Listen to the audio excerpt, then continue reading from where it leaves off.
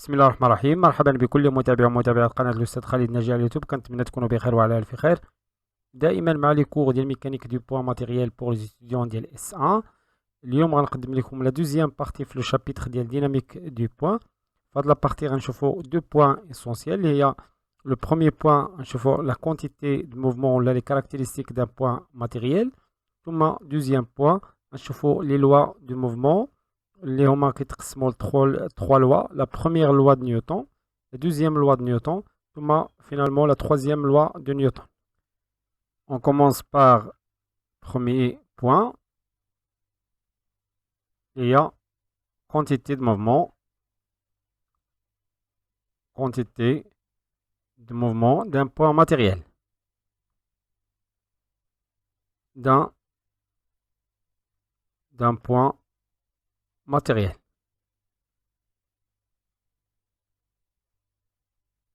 Considérons un point matériel. Voilà. Donc, c'est un point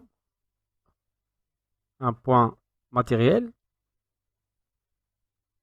Le point matériel est caractérisé par une masse,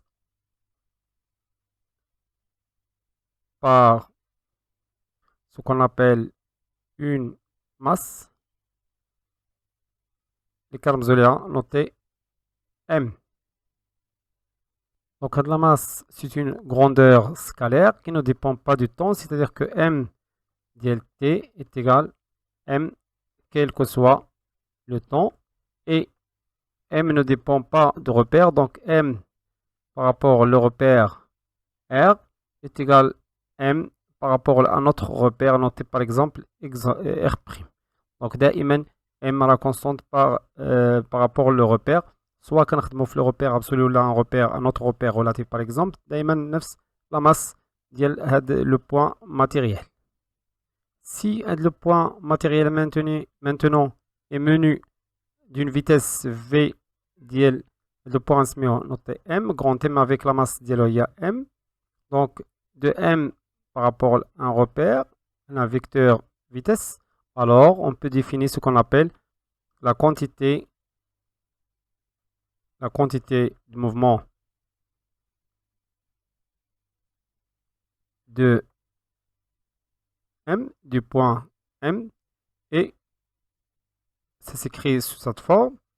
P de M R est égal à la masse de le point matériel fois V de M dans R.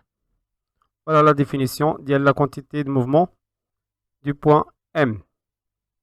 L'unité de la quantité de mouvement, bien sûr, est M en kilogrammes. Donc, on a manqué un genre de la masse, elle est en kilogrammes.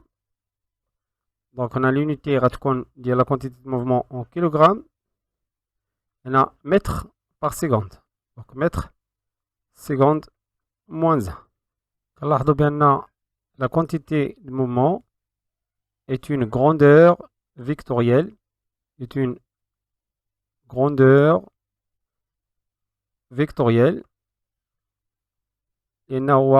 s'agit d'un produit d'une grandeur scalaire liée à la masse et grandeur vectorielle liée à la vitesse.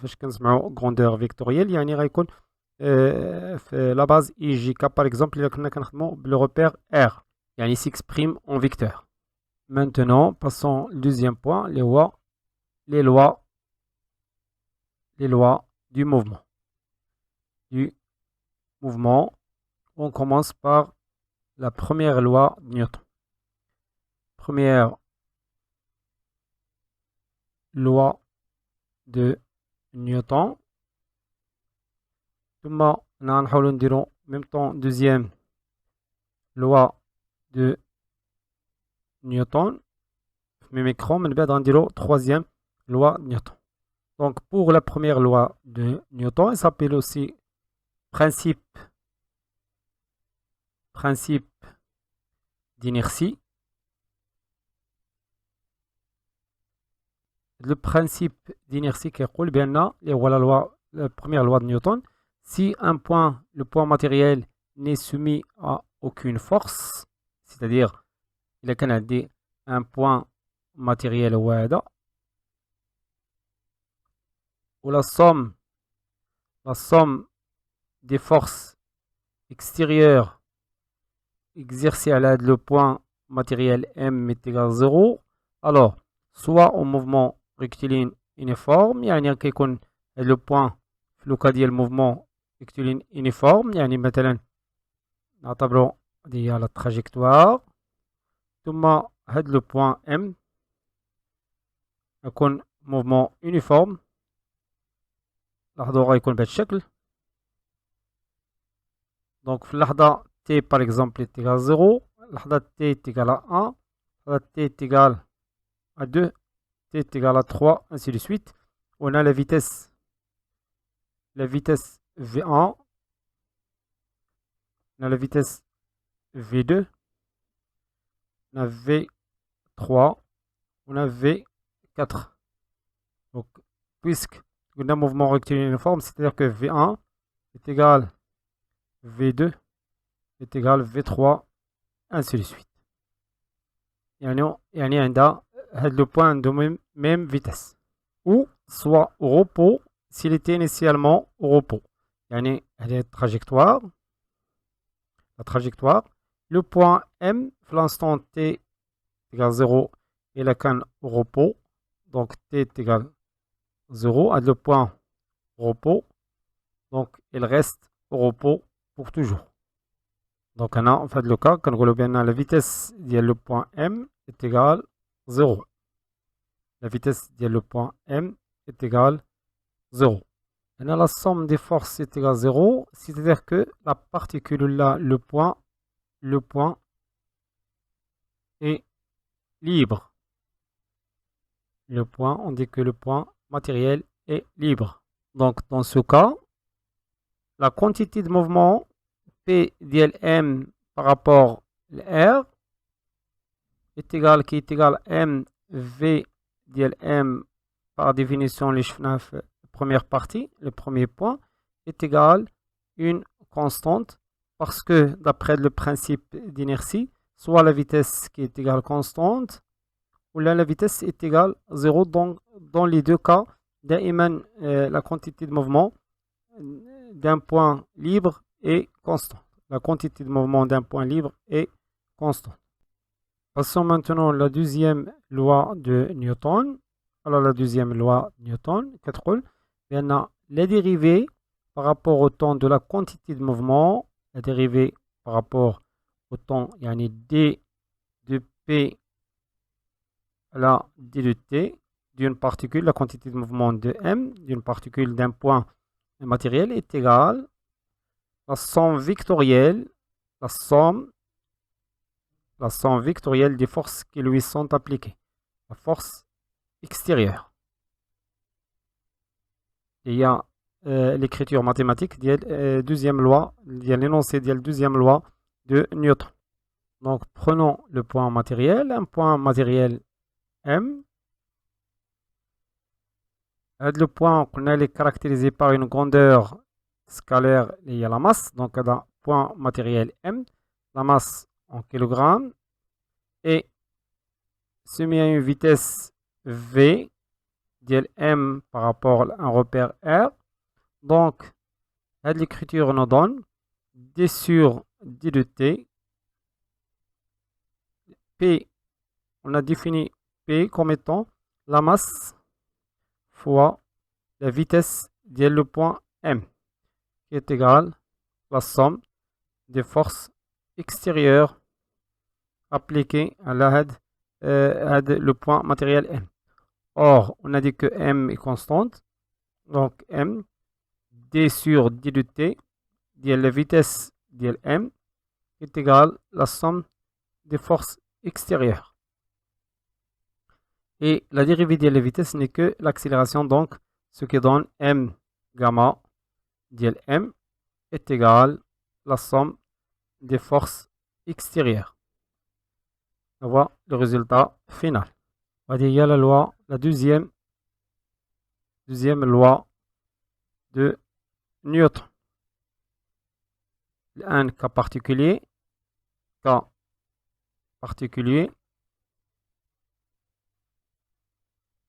cas particulier, point. Si la particule ou le point, la particule ou le point matériel est libre. Est libre. Donc dans ce cas, la somme des forces extérieures est égale à 0. Donc M gamma ديال M est égal à la somme des forces extérieures est nulle, donc est égal à 0. Donc l'accélération est nulle puisque M est différente de 0. L'accélération est nulle, c'est-à-dire que la vitesse de le point M est égale à une constante. Et la quantité M constante, c'est-à-dire que P, la quantité de mouvement de M, est une constante. Et si P est constante, donc la dérivée de P, ratatena en 0, donc la somme des forces est nulle. Donc la somme des forces est nulle. Donc rangeons l'écriture tout à l'heure, M gamma est égal à la somme des forces. Donc il y a deux cas. M gamma de M est égal à la somme des forces extérieures. Il y a deux cas. Si le repère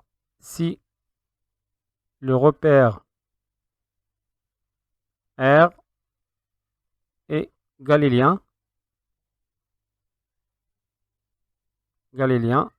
si R n'est pas un repère galiléen. Galiléen, c'est-à-dire on travaille dans un repère absolu. Repère relatif. Dans ce cas, la somme des forces extérieures est égale à la masse fois l'accélération absolue de le point M. L'accélération absolue, le repère R. Dans l'autre cas, le repère galilien, la somme des forces extérieures plus force d'entraînement, la somme des forces d'entraînement plus force de Coriolis est égale à M gamma de relatif dial M avec F d'entraînement est égal à moins M gamma d'entraînement et F de Coriolis est égal à moins M gamma de Coriolis. Donc, il a ordonné de l'autre côté, l'expression, on sait que gamma absolu de M est égal à gamma relatif plus gamma d'entraînement plus gamma de Coriolis. Donc, si je multiplie par M, la M gamma de A de M est égal à M gamma R plus M gamma d'entraînement plus M gamma de Coriolis. Donc, à MA, on a trois expressions qui ont force d'entraînement et force de Coriolis. Passons maintenant la troisième loi de Newton, qu'on appelle aussi principe de l'action de la réaction, de l'action et de la réaction, ou principe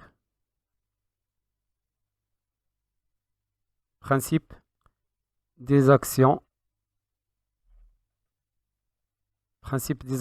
réciproques.